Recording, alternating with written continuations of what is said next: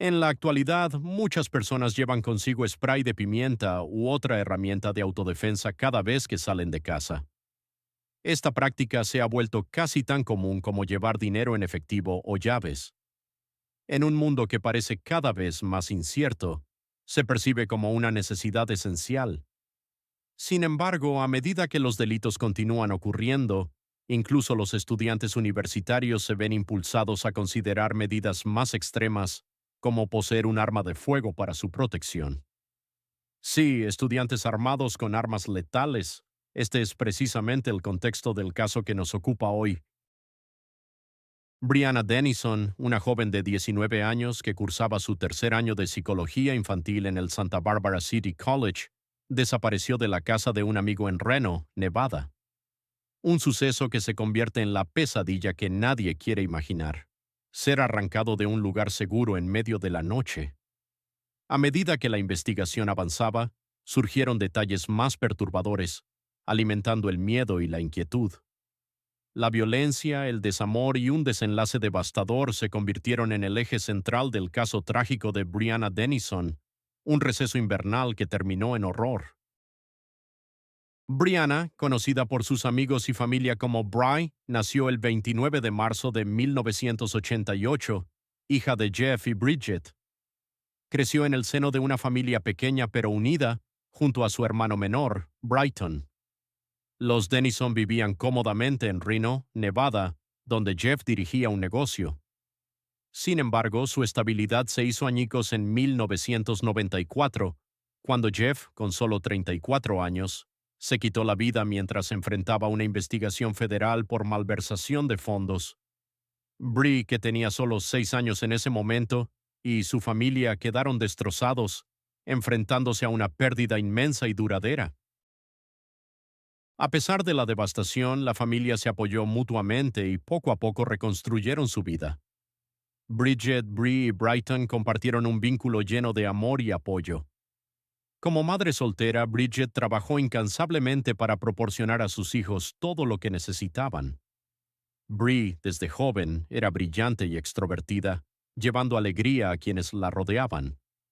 Aún así, la muerte de Jeff dejó cicatrices profundas que la familia luchó por sanar. Poco después se trasladaron a Mendocino, California, donde Bridget había crecido, y el cambio le brindó a Bree un nuevo comienzo. Socialmente prosperó, haciendo amigos con facilidad gracias a su naturaleza cálida y accesible. Bree se graduó de la Reno High School en 2006 y pronto fijó su mirada en la universidad. Decidió estudiar psicología infantil en el Santa Barbara City College en Cali, y quienes la conocían bien creían que había elegido el campo de estudio perfecto. También tenía una pasión por los viajes. Un año en Roma, Italia, le dio un vistazo del mundo, desatando aventuras que la llevaron a Hawái, Nueva York, México, Jamaica, Japón, Italia, Egipto, Hungría, Austria, Francia y más. Aunque solo tenía 19 años, Bree vivía intensamente, creando recuerdos y siguiendo lo que sentía correcto para ella. En su corta vida había abrazado cada oportunidad con entusiasmo, dejando una huella indeleble en aquellos que tuvieron la fortuna de conocerla. En el trasfondo de esta tragedia se refleja la fragilidad de la vida y la búsqueda constante de seguridad en un mundo lleno de incertidumbres.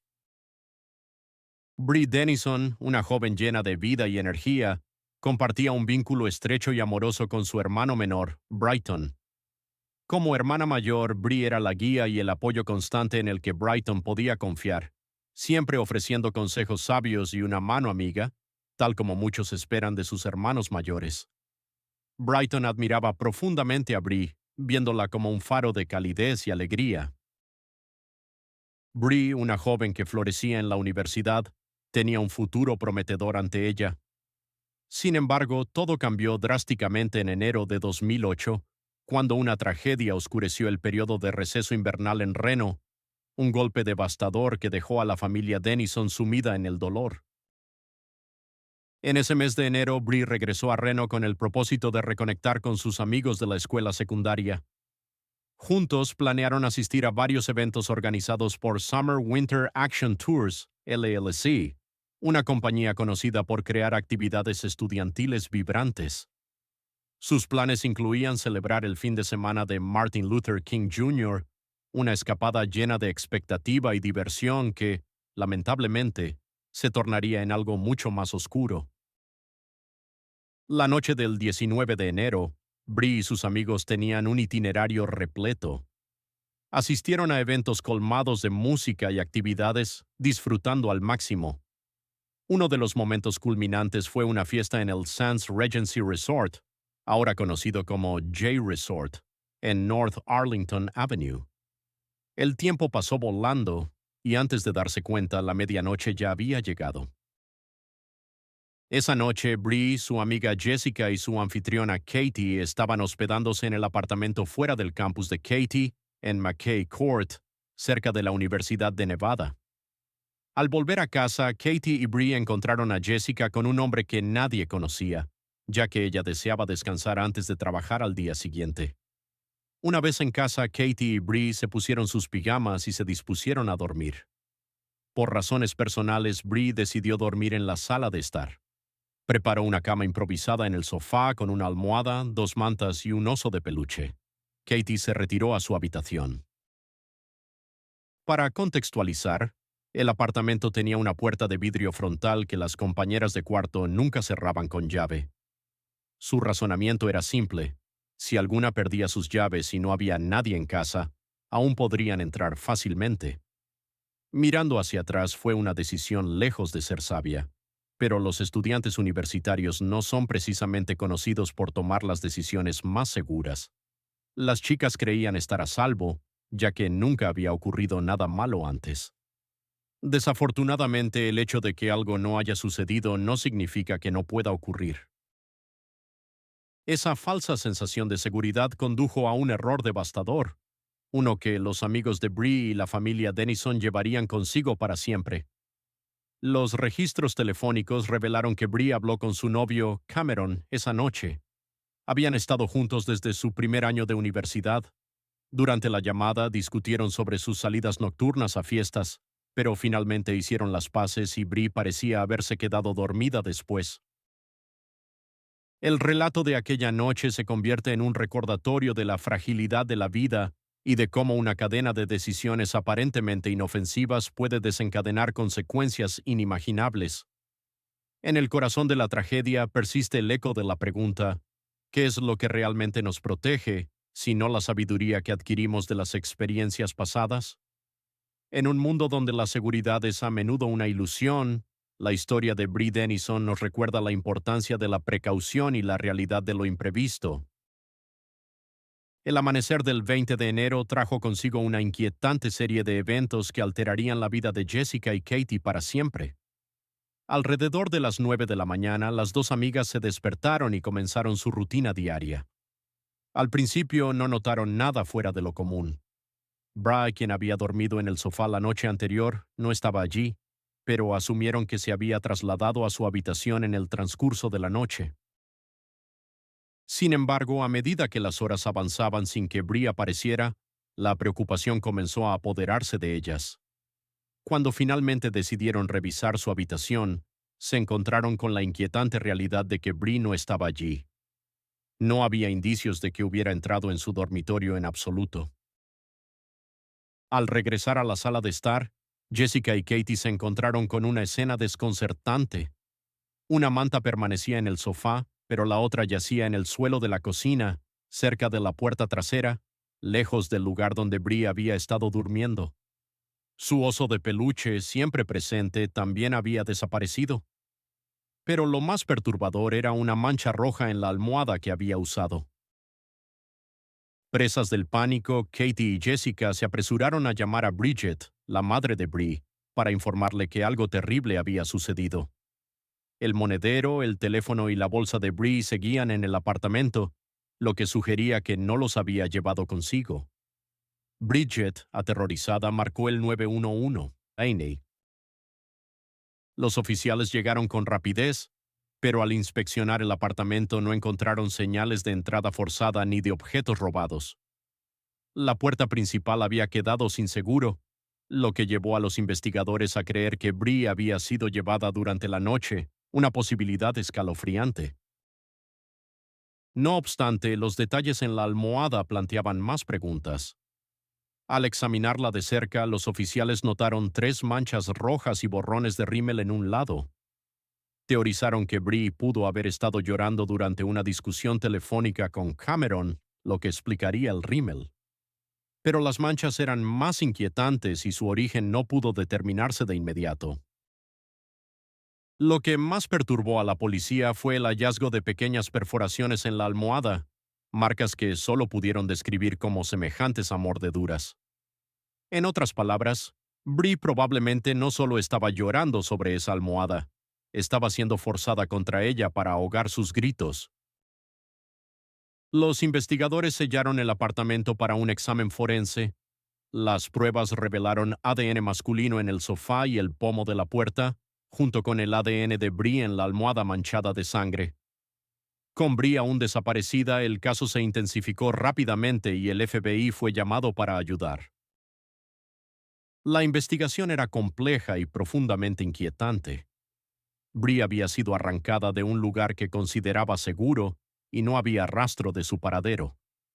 Agravando la situación estaba el hecho de que varias mujeres en el área habían sido asaltadas violentamente en los últimos meses, lo que aumentaba la probabilidad de que su secuestrador fuera un reincidente. Los detectives comenzaron su labor interrogando a la familia de Bree, sus amigos más cercanos y las últimas personas que hablaron con ella. Entre los interrogados estaban Cameron, el novio de Bree, y el hombre que había llevado a Jessica a casa. La búsqueda de respuestas se convirtió en una carrera contrarreloj. La comunidad, antes tranquila, se vio sumida en una atmósfera de miedo e incertidumbre. Cada puerta cerrada y cada ventana asegurada reflejaban el pánico latente de un peligro invisible. La desaparición de Bree no era solo un caso más, era un símbolo de la vulnerabilidad humana y de la lucha incansable por la justicia en un mundo donde la seguridad se puede desvanecer en un instante. Ambos tenían coartadas sólidas y los resultados de ADN los descartaron como sospechosos. Sin embargo, el 29 de enero de 2008, 9 días después de la desaparición de Bree, una mujer se presentó con información crucial. Informó que una amiga suya había sido asaltada en el estacionamiento de la Universidad de Nevada. Aunque el ataque fue trágico, la víctima no había visto el rostro del agresor. Solo podía recordar que era un hombre blanco que conducía una camioneta azul, posiblemente una Toyota Tacoma del 2007 o 2008. Tras el incidente, la mujer acudió a la comisaría para presentar un informe y proporcionar una muestra de ADN. Los investigadores, al conocer esto, compararon las pruebas de ADN de Bree con las de esta otra mujer, buscando alguna conexión. Sorprendentemente, hubo una coincidencia. El mismo individuo que había atacado a la mujer en el estacionamiento fue quien se llevó a Bree. Mientras la familia de Bree luchaba por aceptar esta devastadora noticia, al menos permitió avanzar en la investigación. Con este avance, los detectives compartieron sus descubrimientos con la esperanza de que alguien pudiera aportar más información. Poco después, otra mujer informó que también había sido atacada violentamente en la misma área, de una manera inquietantemente similar a la abducción de Bree. Un detalle conectaba todos estos crímenes. El agresor siempre robaba algo de la víctima como trofeo. La perturbadora práctica de conservar la ropa interior de las mujeres como recordatorio de ataques tan crueles y violentos era profundamente inquietante. Sin embargo, una de las víctimas había logrado ver parte del rostro del atacante, lo que permitió crear un retrato hablado con la esperanza de identificarlo y encontrar a Bree antes de que fuera demasiado tarde. La búsqueda de Bree se amplió enormemente, abarcando casi 100 millas cuadradas. Innumerables voluntarios se unieron al esfuerzo, incluida la primera dama de Nevada, Dawn Gibbons, esposa del gobernador Jim Gibbons. Dado que las dos primeras víctimas de este depredador habían sobrevivido, la madre de Bree, Bridget, mantenía la esperanza de que su hija también pudiera ser encontrada con vida y regresar a casa. Los investigadores revisaron listas de delincuentes violentos en el área donde Bree había desaparecido, pero al principio no surgió nada. Entonces, en febrero de 2008, casi un mes después de su desaparición, finalmente alguien la descubrió. El 15 de febrero, Albert Jiménez, un empleado de eTechnologies, regresaba de su almuerzo en un subway de Harino cuando notó algo inusual. Al costado de la carretera, cerca de un terreno baldío, vio lo que parecía ser una muñeca vestida con un calcetín naranja brillante, pero como suele suceder, no era una muñeca. Al acercarse, la horrenda realidad se hizo evidente. Era el cuerpo de una mujer. Conmocionado, Albert corrió de regreso a su lugar de trabajo y llamó inmediatamente a la policía.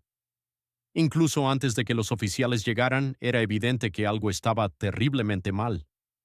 En ese momento se desvelaba una tragedia que obligaba a la comunidad a reflexionar sobre la fragilidad de la vida y la oscuridad que puede acechar en las sombras de lo cotidiano. Yacía junto al cuerpo dos pares de ropa interior, uno perteneciente a Bree y el otro difícil de identificar. En poco tiempo los restos fueron confirmados como los de Bree Dennison, una joven de 19 años. La noticia devastadora fue casi insoportable para su familia, cuyas esperanzas y preparativos se desmoronaron ante la realidad de su peor pesadilla. Los resultados de la autopsia fueron igualmente sombríos. Bree había sufrido heridas severas, y los investigadores creían que el asesino probablemente había acabado con su vida con las manos desnudas. Cuando la policía compartió estos detalles con los seres queridos de Bree, su amiga Katie notó que algo no cuadraba del todo. Uno de los pares de ropa interior no identificados encontrados con el cuerpo de Bree resultó pertenecer a Katie. Esto planteó preguntas inquietantes. La única explicación era escalofriante.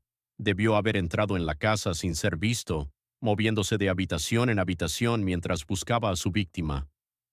El pensamiento aterrorizó a todos, sin embargo, aún no había pistas sólidas que señalaran al atacante.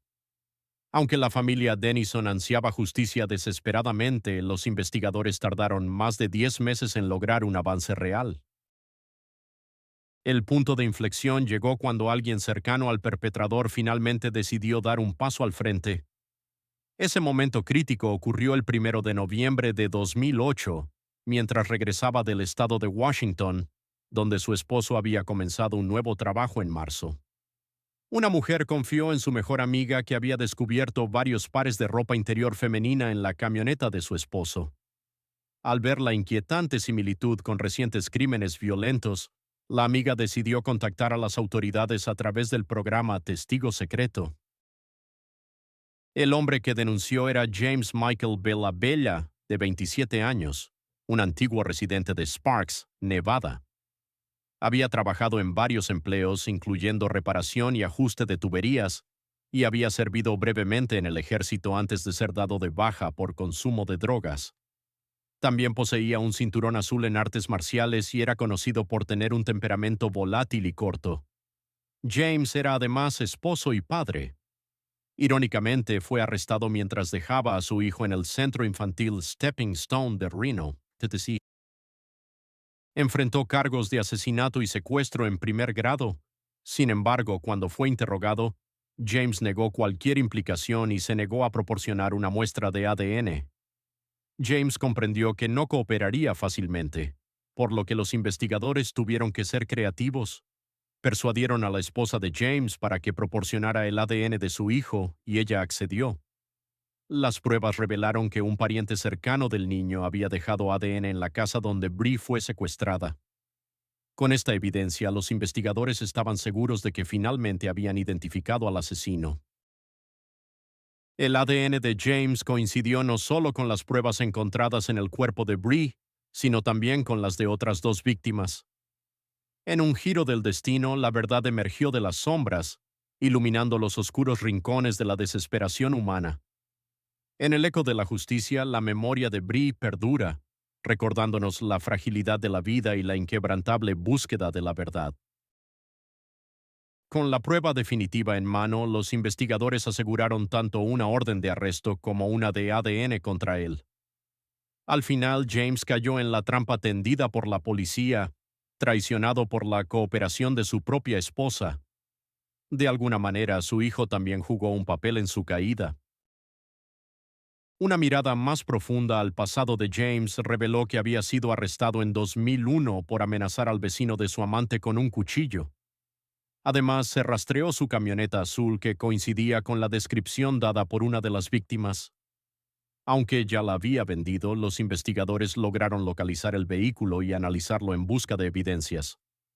En el interior del camión se encontraron fibras de la ropa de Bree de la noche en que fue secuestrada, vinculando aún más a James con el crimen. Como era de esperar, se declaró inocente y se programó una audiencia. Si era condenado, James enfrentaba cadena perpetua sin posibilidad de libertad condicional o la pena de muerte. Su juicio comenzó el 12 de mayo de 2010 y se extendió por unos 15 días. La evidencia en su contra era abrumadora. Compañeros de trabajo, víctimas pasadas e incluso su propia esposa testificaron.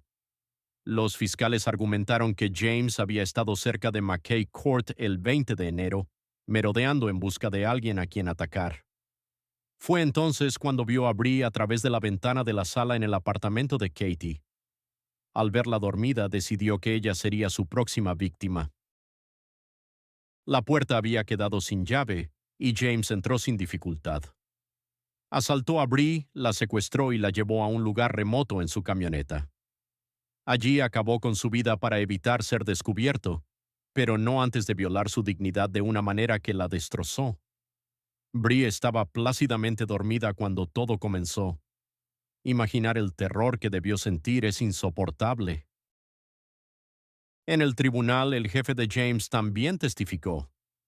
Describió cómo James se volvió inquieto y errático después de que se descubrió el cuerpo de Bree. Aún más perturbador, el jefe recordó que James comentó que Bree se lo había buscado cuando se le preguntó sobre su muerte. La realidad, sin embargo, era que ella no había hecho nada en absoluto. Simplemente estaba dormida en su propia casa cuando él decidió arrebatarle todo.